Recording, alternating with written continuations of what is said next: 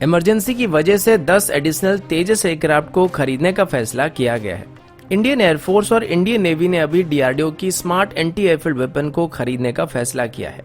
China अभी अपनी तीसरी और चौथी एयरक्राफ्ट कैरियर की कंस्ट्रक्शन काफी तेज कर रहा है। पाकिस्तान और China United nation security council में भारत के खिलाफ साजिश कर रहे थे, जिसको यूनाइटेड स्टेट और यूरोपियन कंट्रीज की तरफ से ब्लॉक कर दिया गया है। अंत में लद्दाख में इंडियन आर्मी और पीपल लिबरेशन आर्मी के बीच चल रहे फेसअप के दौरान चाइनीज वेसल गल्फ रीजन में मौजूद थे और वो बलूचिस्तान में लॉजिस्टिक बेस बनाने की कोशिश कर रहे थे, लेकिन इंडियन नेवी की एक्टिविटी देखकर उनको वापस जाना पड़ा है। नमस्कार दोस्तों, मेरा नाम है अंशुमन नायक और आप सभी का बहुत बहुत स्वागत है इंडियन डिफेंस न्यूज की डिफेंस टॉक सीरीज में। तो चलिए देर ना करते हुए आज की वीडियो शुरू करते हैं।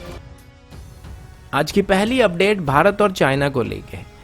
चाइना के साथ अभी चल रहे बॉर्डर कॉन्फ्लिक्ट की बात करें तो अभी लद्दाख में पूरी तरीके से डिसएंगेजमेंट नहीं हुआ है, लेकिन अच्छी बात यह कि इंडियन आर्मी की तरफ से अभी स्ट्रांग पोजीशन बनाकर रखा गया है कि अगर कोई पीछे हटेगा तो वो चाइना है।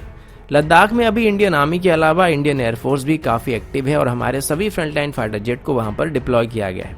इसी बीच सभी का ध्यान लद्दाख के ऊपर है, लेकिन जब लद्दाख में तनाव पीक पर था तब हमारे नेवी के चीफ ने यह कहा था कि हो सकता है चाइना सिर्फ भारत की ध्यान को भटकाने के लिए लद्दाख में टेंशन को क्रिएट कर रहा है, जबकि असल में वो इंडियन ओशन में कुछ गड़बड़ करने वाला है। और ये बात काफी हद तक पॉसिबल हो सकता है, क्योंकि नेवल ताकत की बात करें तो हमारे मुकाबले चाइना काफी ज्यादा ताकतवर है और इसीलिए जैसे ही लद्दाख में तनाव बढ़ा तो तुरंत ही इंडियन नेवी को इंडियन ओशन में एक्टिव कर दिया गया और हमारे सभी फ्रंटलाइन वॉरशिप्स के साथ साथ आईएनएस विक्रमादित्य को भी एक्टिव कर दिया गया था और इनको दोनों फ्रंट में डिप्लॉय किया गया था, क्योंकि पता चला था कि चाइनीज नेवी के वेसल अभी ग्वादार पोर्ट से ऑपरेट करने की कोशिश कर रहे थे और वो बलूचिस्तान में एक लॉजिस्टिक बेस बनाने की कोशिश कर रहे थे ताकि लैंड के जरिए वो वहां पर सामान ला सके और ग्वादार पोर्ट से ऑपरेट कर सके, क्योंकि दूसरे तरफ से उनको इंडियन ओशन में आने के लिए मलाक्का स्ट्रेट होते हुए आना पड़ेगा, जहां पर इंडियन नेवी कड़ी निगरानी रखी हुई है। लेकिन जैसे ही इंडियन नेवी एक्टिव हुआ तो गल्फ रीजन में जितने भी चाइनीज वेसल डिप्लॉयड थे वो सभी वापस जाने लगे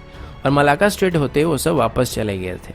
इसी बीच एक और चाइनीज वेसल इंडोनेशिया के बीच से होते हुए इंडियन ओशन में आने की कोशिश कर रहा था, लेकिन जैसे ही अंडमान रीजन से इंडियन नेवी एक्टिव हुआ तो तुरंत ही वो वापस मुड़ गया था। अभी चाइना म्यांमार, श्रीलंका, पाकिस्तान और अफ्रीकन कंट्रीज में अपनी नेवल बेस को बना रहा है ताकि वो इंडियन ओशन में आके इंडियन नेवी को चैलेंज कर सके और साथ ही यूनाइटेड स्टेट को भी चैलेंज कर सके, और इसीलिए वो एक तरीके से भारत को घेरने की कोशिश कर रहा है। लेकिन इनको काउंटर करने के लिए भारत के पास एक बहुत ही तगड़ा प्लान मौजूद है।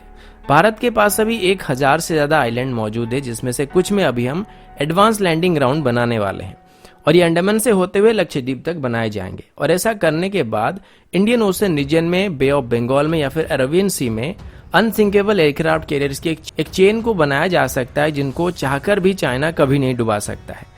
और एक एयरक्राफ्ट कैरियर को बनाने में जितना वक्त लगेगा उससे काफी कम वक्त में यहाँ पर 10-10 नेवल बेस को बनाया जा सकता है और इससे इंडियन ओशन में हमारी पकड़ इतनी मजबूत हो जाएगी कि चाइना कभी भी यहाँ पर आके भारत के साथ पंगा लेना नहीं चाहेगा।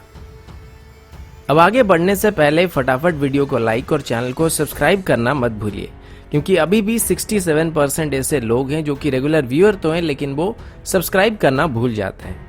अगर हर कोई बिना कंजूसी किए सब्सक्राइब करता है तो हम इसी महीने के अंदर ही 4 लाख सब्सक्राइबर के काफी करीब पहुंच सकते हैं और ये ताकत सिर्फ आप लोगों के पास है, तो बिना कंजूसी किए सब्सक्राइब वाला बटन दबाते रहिए। अगला अपडेट भी हमारी पहली अपडेट के साथ जुड़ा हुआ है। दरअसल चाइना के लिए अभी सिर्फ भारत एक प्रॉब्लम नहीं है, उसे अभी यूनाइटेड स्टेट, जापान और फिलीपीन जैसे देश भी साउथ चाइना सी में जाके चैलेंज करने लगे हैं और वो एक साथ इन सभी का सामना नहीं कर सकता है, क्योंकि यूनाइटेड स्टेट अकेले ही वहां पर साउथ चाइना सी में अपने 2 न्यूक्लियर कैरियर स्ट्राइक ग्रुप को ऑपरेट कर रही है। आप सभी को पता होगा कि पिछले साल दिसंबर में चाइना ने अपने पहले इंडिजिनस एयरक्राफ्ट कैरियर यानी कि सांगडोंग को कमीशन किया था और अभी साउथ चाइना मॉर्निंग पोस्ट में एक रिपोर्ट आई है जिसके मुताबिक चाइना की तरफ से अभी अपनी तीसरी और चौथी एयरक्राफ्ट कैरियर की कंस्ट्रक्शन काफी तेजी से किया जा रहा है, जिसकी कंस्ट्रक्शन अभी जिनजियांग शिपयार्ड संघाई में किया जा रहा है। इनमें से चाइना की टाइप 02 एयरक्राफ्ट कैरियर, जो कि उनकी तीसरी एयरक्राफ्ट कैरियर होने वाली है, उसकी कंस्ट्रक्शन अभी लगभग कंप्लीट होने वाली है और इसे चाइना 2025 तक अपने नेवी में शामिल करने वाला है। वहीं पर सेम शिपयार्ड में अभी चाइना की 4th एयरक्राफ्ट कैरियर की कंस्ट्रक्शन होना शुरू हो चुकी है और इसकी बेस को भी बनाने की प्रक्रिया जारी है। इसे 2018 में बनाना शुरू किया गया था, लेकिन 2019 में कुछ गड़बड़ हुआ था जिस वजह से इसकी कंस्ट्रक्शन थोड़ा रोक दिया गया था, लेकिन अभी इसको दोबारा शुरू कर दिया गया है। अभी जो चाइना की तीसरी एयरक्राफ्ट कैरियर बनने वाली है उसकी डिस्प्लेसमेंट करीब 85,000 टन के आसपास होने वाली है और ये 50 के करीब एयरक्राफ्ट को कैरी कर सकता है। वहीं पर लियाओनिंग और सांगडोंग स्की जंप टाइप के एयरक्राफ्ट कैरियर थे, जबकि चाइना की तीसरी और चौथी कैरियर में इलेक्ट्रोमैग्नेटिक लॉन्च सिस्टम का इस्तेमाल किया जाएगा, जिससे वो अपने एयरक्राफ्ट को फुल वेपन लोड के साथ कैरियर से लॉन्च कर पाएंगे और यहाँ तक कि इससे एवेक्स को भी लॉन्च किया जा सकता है।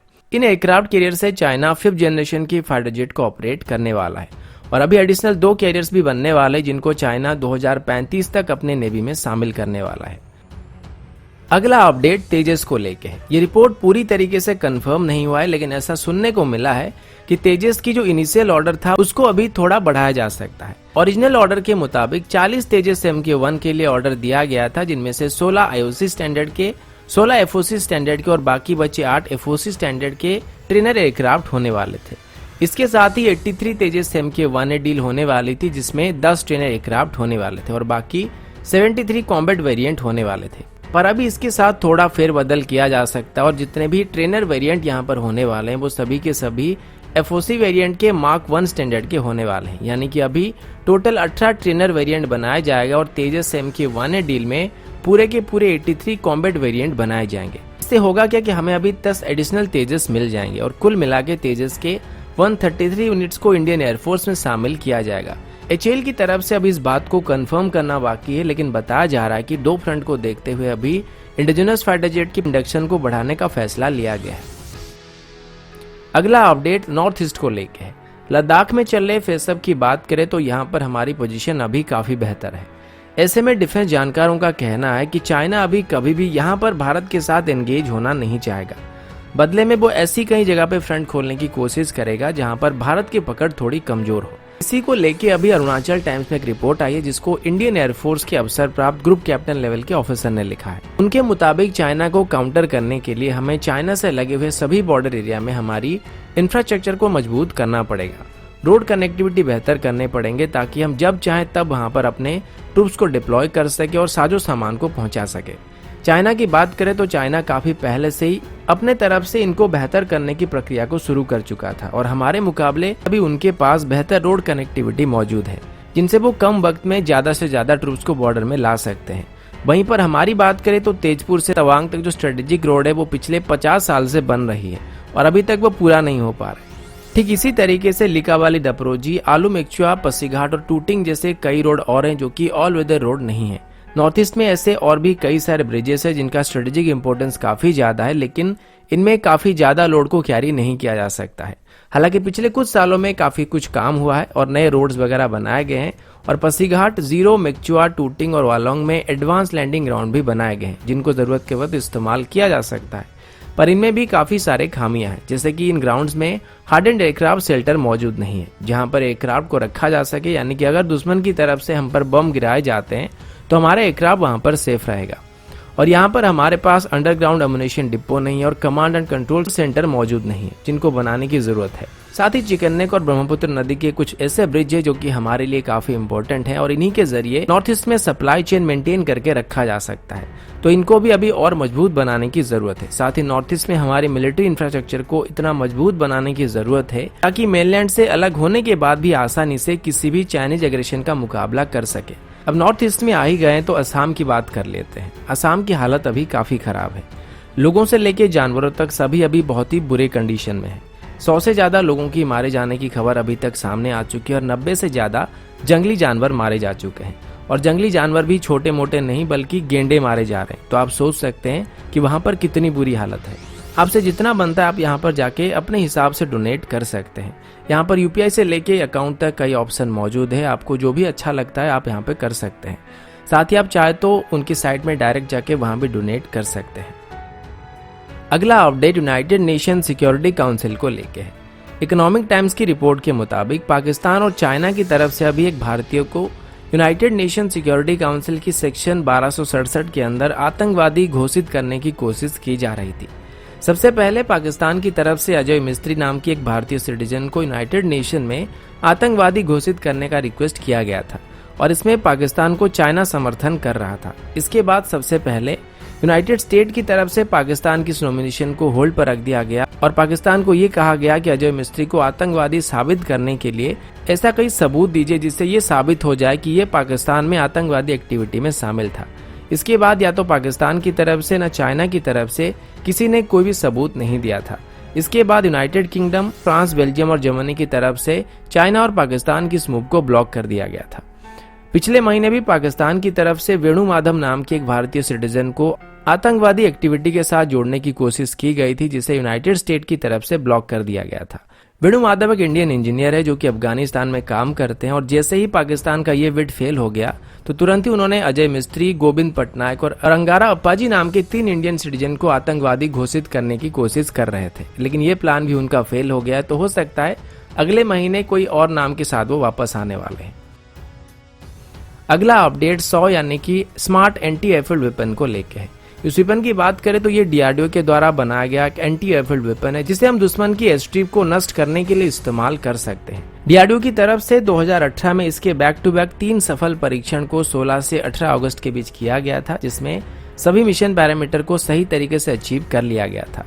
ये एक तरीके का light weight high precision guided bomb है जिससे हम दुश्मन की एयरफील्ड, बंकर्स, एयरक्राफ्ट हैंगर या फिर किसी और ग्राउंड स्ट्रक्चर को तबाह करने के लिए इस्तेमाल कर सकते हैं। अभी तक हमारे सुखोई 30 MK और जगुआर जैसे एयरक्राफ्ट से इसको टेस्ट किया गया था और अभी इंडियन एयरफोर्स की तरफ से मिसाइल के मुकाबले इसमें ज्यादा इंटरेस्ट दिखाया जा रहा है क्योंकि ये मिसाइल के मुकाबले काफी सस्ता पड़ने वाला है। अभी इंडियन एयरफोर्स के साथ इंडियन नेवी भी इसको खरीदना चाहती है और टोटल इसके 500 यूनिट के आसपास ऑर्डर दिया जा सकता है। इसकी ऑर्डर प्लेस किया गया तो इसको भारत डायनामिक की तरफ से बनाया जाएगा और अभी इसकी मास प्रोडक्शन के लिए सभी पार्टीज के बीच नेगोशिएशन चालू हो चुकी है। तो दोस्तों अभी के लिए इतना ही, मिलता हूँ आपसे अगले वीडियो में, तब तक के लिए जय हिंद, वंदे मातरम।